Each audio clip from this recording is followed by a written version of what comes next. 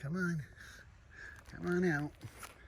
I have a new pet, honey. Yeah, no. So those, listen, if you have Asiatic lilies, you know, the stargazers and the commander-in-chief lilies, those giant lilies, if you've planted those in your yard and you come out one day and all the leaves are eaten and they have this like black poopy goop underneath the leaves and something is just completely destroying it, it's red lily beetles. You have to manage them early. If you don't want to spray pesticides, which I highly recommend not doing, don't be afraid to come out early. Like right now, we're late April, they're out. The beetles have come out of the ground, they've emerged. They look just like this, hence the name. Looks red like lily a little beetles. ladybug. No, those are long, slender, and I think either the either the male or the female, they squeak when you pick them up. It's really weird. But anyway, do the same thing that you would do for Japanese beetles. You take them, you drown them in a soapy cup of water, and just take care of them now. The more you manage them in the early spring, the less you're going to have destroyed lilies when the time comes. I'm going to show you, because the adults that you just saw, that's an adult. What they do is they eat, or they mate, and then they leave these little tiny, see, look at that one's already starting, see the hole? They leave little babies underneath the leaf, and they look like little jelly beans. And I'm going to show you exactly what they look like, so that if you see these on the underside of your leaves, you just squish them. Just take them right off and squish them. They're tiny. They're tiny. I'm going to show you some. Hang on. I know I have them because I picked them yesterday. How can someone so beautiful be so cruel? Well, you know what? That bug is beautiful, right? But they're very destructive. So what you want to do, like I have these lilies all over my yard. So what you have to do is just keep doing like a quick check. This was like an annual flower bed last year and sort of a holding bed for things I didn't want. Or things that got destroyed, such as, ow, stinging nettle. Watch out for that. I just have like a bunch of these little prickers in my hand now. So look, this is a classic prime example of lily beetle damage early on. Let me take this out of the way. So if you see these holes, this means the beetles have been there. I gotta show you what the...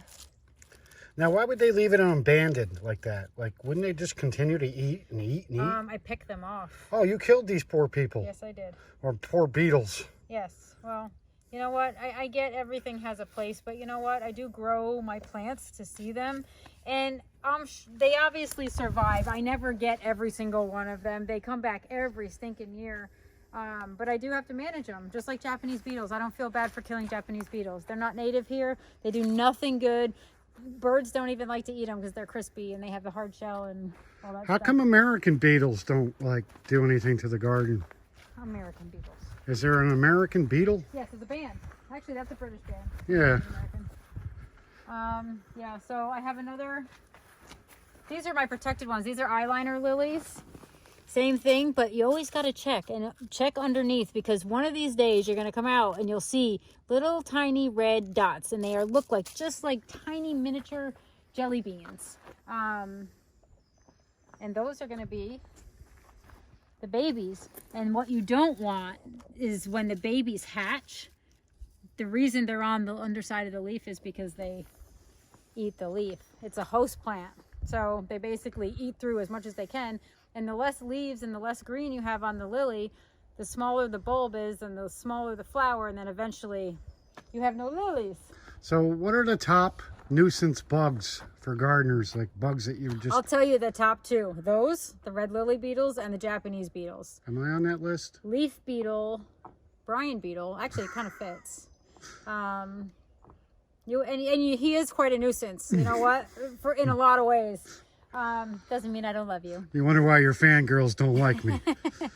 Well, you know what? Anybody that is like, I mean, he's not a gardener, so he doesn't really get my sort of passion and in-depth, like, getting down and dirty on all this stuff. So, but you know what? No, I don't Hard get you work killing pays off. poor, cute little beetles. Those aren't cute.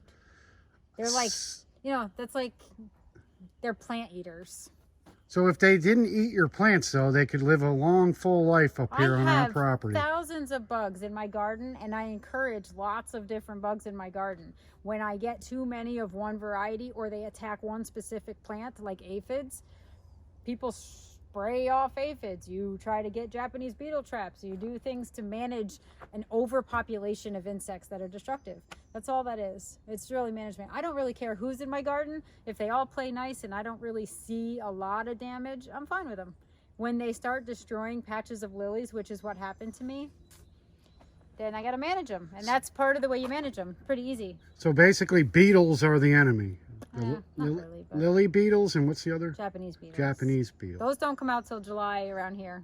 July 1st to 5th, you'll see one, and then you're like, oh boy, they're all about to crawl out of the ground. They hatch out of the ground and they just start flying, and they're a little more tricky. Like red lily beetles, you can sneak up on them. Actually, you can just go right for them, because only the male or the female, one of them flies, the other doesn't.